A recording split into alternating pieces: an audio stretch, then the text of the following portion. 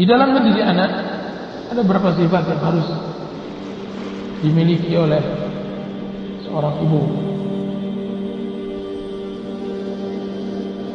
Di antara sifat tersebut saya tidak menyebutkan semua sifat, akan tetapi sebagian sifat saja yang penting.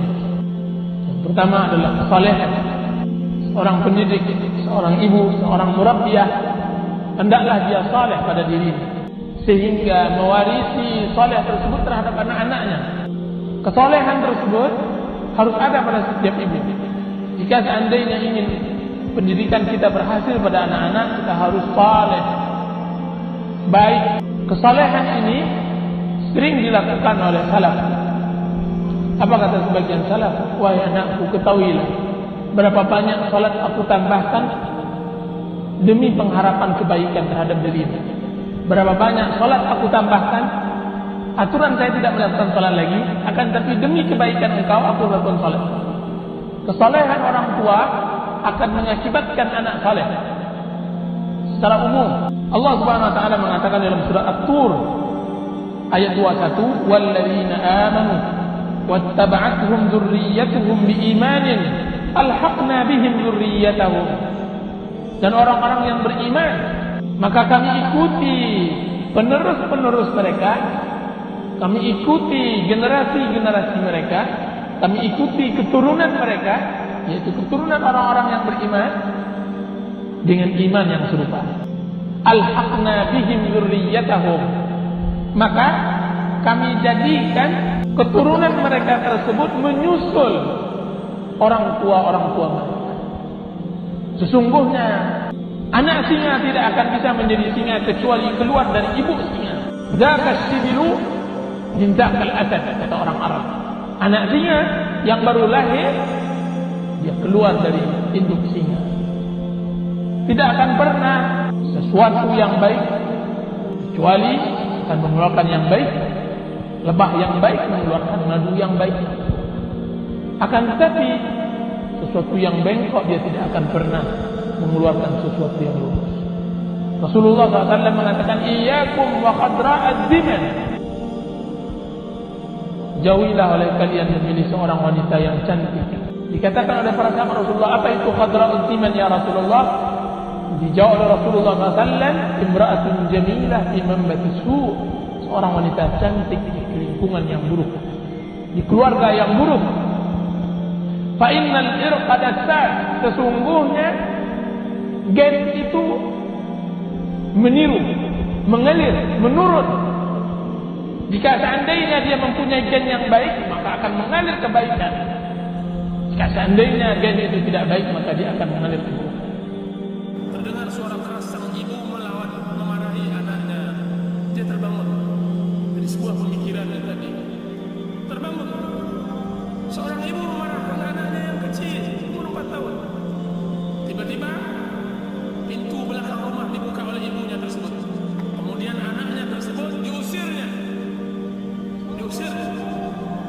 Kemudian dihempaskannya pintu tersebut sampai berbunyi keras.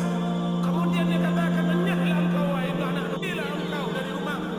Jangan tempati lagi, jangan sebutlah ibu-ibu ini ibumu. Jauhlah dari engkau adalah anak pembangkang, pelaku maksiat." Anak umur 4 tahun. Kemudian anak tersebut menangis, mencoba pergi ke tepi-tepi gang agar dia dapat singgah. Akan tapi anak tersebut, kemana hendak dia berlindung lagi? Kemana dia akan menetap? Kemana dia akan menginap malam? Maka dia balik lagi ke rumah. Kemudian ditempelkannya pipinya ke pintu tersebut. Kemudian dia mengatakan, ahli ibadah ini melihat tingkah laku anak tersebut.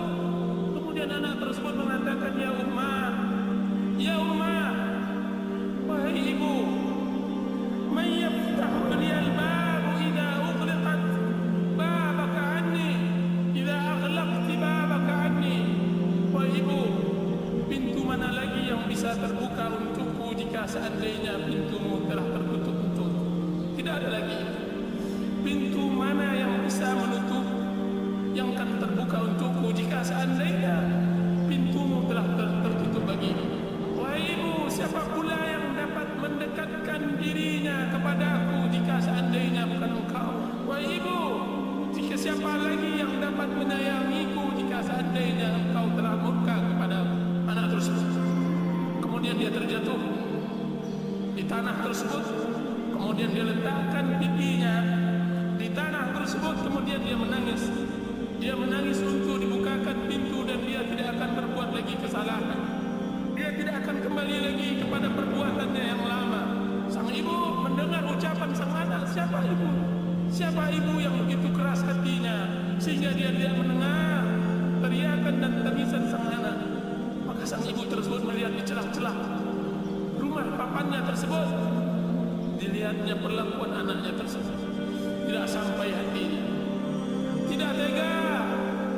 Kemudian dibukakan pintunya olehnya. Kemudian anaknya tersebut diangkat. Kemudian dibersihkannya pipinya dari tanah dan debu. Kemudian dipeluknya. Kemudian dia mengatakan, wahai penyejuk pandanganku, siapa pula yang tidak tersentuh dengan ucapan? Siapa ibu yang mengusir anaknya? Wahai anakku, sebutkan, tidak ada ibu yang mengusir. Akan tetapi engkau telah berbuat kesalahan dan ibu akan memaafkan. Kau telah berbuat kesalahan, ibu memaafkanmu. Kemudian apa kata abid ahli ibadah tersebut? Al-an wajada qalbi. Sekarang baru saya dapatkan hatiku. Sekarang aku temukan hatiku. Sekarang saya temukan hatiku. Saya dapat, saya peroleh. Tidak hanya begitulah kita seorang muslim bermuamalah kepada Allah. Siapa yang dapat membuka pintu jika seandainya pintu Allah sudah tertutup? Siapa yang dapat memberikan kasih sayang jika seandainya Allah telah murka? Siapa pula yang memberikan pembelayan, rahmat dan maghfirahnya jika seandainya Allah Subhanahu wa taala telah melaknatnya? Nauzubillah. Nauzubillah. Maka carilah hati-hati yang hanif di tempat-tempat yang seperti itu ya ikhwan. Yang namanya tamu dia akan pergi, yang namanya barang titipan ia akan dikembalikan. Kemudian dalam hadis riwayat Muslim, bagaimana Rasul sallallahu alaihi wasallam bersabda.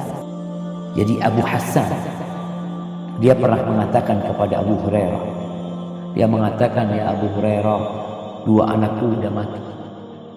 Biasa, masih kecil-kecil mati. Maukah engkau menyampaikan hadis dari Nabi SAW supaya hati ini jadi nerima, jadi hati ini jadi senang? Karena memang seorang mukmin itu tatkala dibacakan kepada mereka ayat-ayat Allah, zadatum imana, iman mereka bertambah. Ketika dibacakan hadis-hadis Nabi SAW, itu pun akan menjadi penambah keimanan.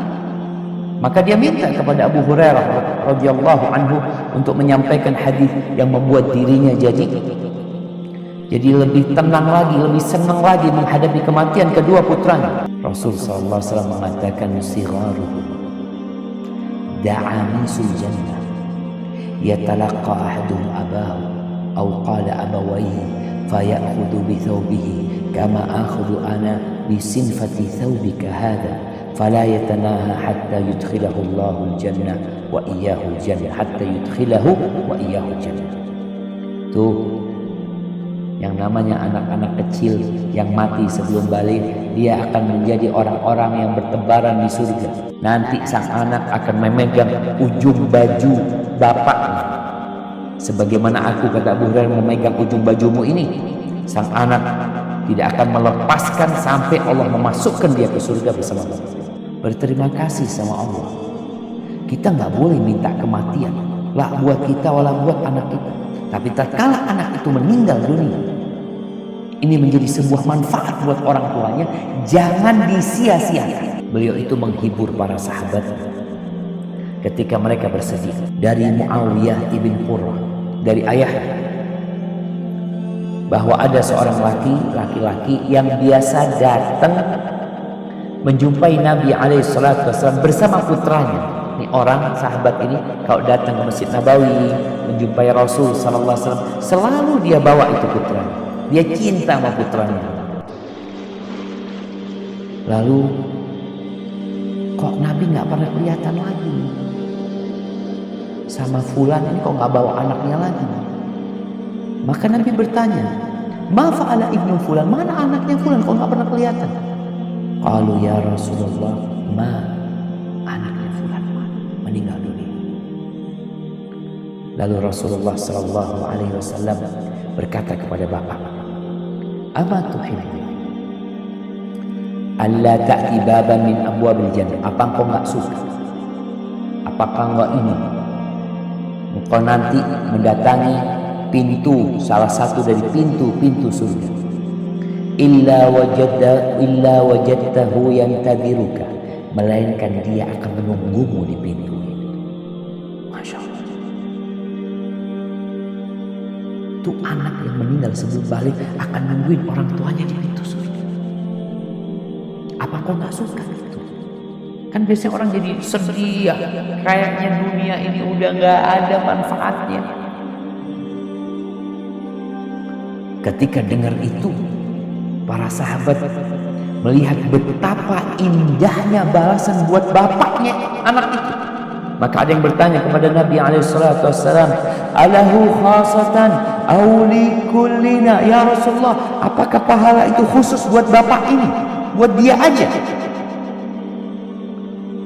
atau buat kita semuanya ya Rasulullah? Bal likullikum, itu buat kalian semua. Subhanallah.